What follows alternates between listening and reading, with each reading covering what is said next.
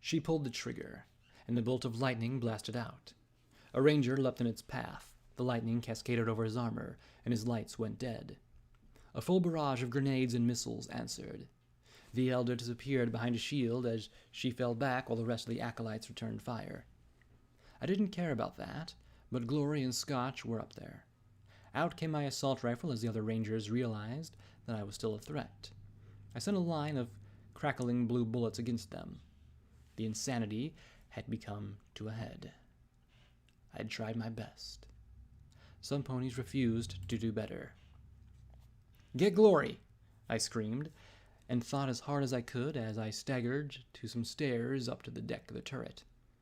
I didn't know if Lacuna heard me or anticipated me, but she swooped down to where I'd taken cover and disappeared with a purple flash. Beside the Celestia, the seahorse slowly pulled away. I just needed to live long enough for her to come back for me.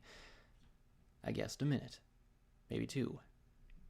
2 minutes is a lifetime when 18 ponies in power armor were shooting at you. They were moving up along the ship as the Elder and her acolytes fell back. I was surprised to see Napalm Strike fighting alongside the Elder, the other orange unicorn conjuring up sheets of flame and exploding blasts of fire. The Elder had been wounded and was being dragged back. As horrible as the war was, I couldn't think that this ship being in Steel Rain's hooves. Weapons were used for a reason. You didn't fire them simply because you could. Speaking of Steel Rain, he seemed to come straight at me. The Star Paladin appeared to have taken a personal dislike towards me, and I responded with bursts of crackling blue bullets. I was taking cover far more than he was, though, as that grenade machine gun sprayed death at me. I had to get higher, get out of here. Maybe meet up with Stronghoof and Crumpets and work out something. I couldn't just give up. I staggered up to the turret, then climbed up a narrow stairway to the top of the heavily armored structure.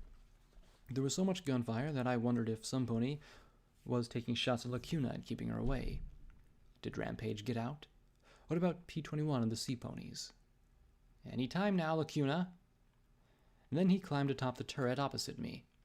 I slipped into sats and fired 4 bursts. Yet only 2 hit him through all that rain. I managed to squeeze off 3 magical bullets that were far more lucky. They struck his helmet, peeling away smoking steel. He was a surprisingly gentle-looking buck. Then my world went black as his grenade rifle blasted the turret before me. I screamed as fire erupted in my face, shrapnel cutting deep across my front. I tried desperately to wipe the blood out of my eye. I had to see. If I couldn't see, why couldn't I wipe the blood away? That blood was my eye. My hoof touched the fiery ruin of my missing eye. I needed Hydra, a healing potion, something. My hooves fumbled with my saddlebags. Then a minigun burped, and pain erupted at my shoulder. At least I got the saddlebag off. "I should thank you again," he said from somewhere behind me as I scrambled in my bags. Was that Hydra? Medex? Radex? There was a burst that tore into my cutie mark, and I screamed, jerking as I fell over onto the bag and scattered the syringes. "You finally brought it to the fore. Now we can have a new beginning. A proper future." Another burst along my opposite side. I fired wildly, but once my gun was empty, I couldn't load it blind. I reached in, desperate to find something. Anything. My hoof nudged a smooth case, and I felt it pop open. My other hoof felt the smooth, heavy barrel. I froze, feeling myself grow cold. "I'm coming," Lacuna said in my mind. Thanks, Lacuna. But I couldn't leave this ship in the hooves of this mad pony.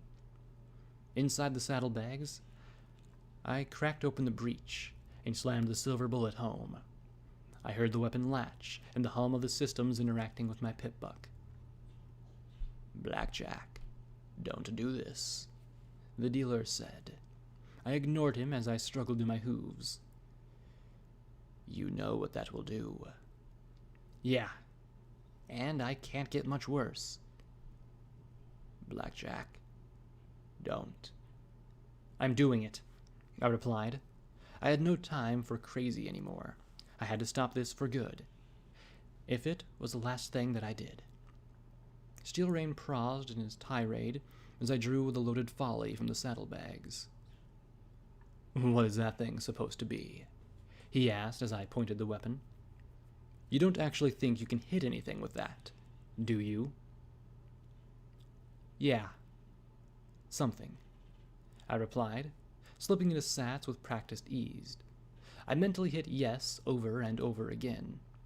Then the tingle of the magical field wrapped around me. The feeling of immobility.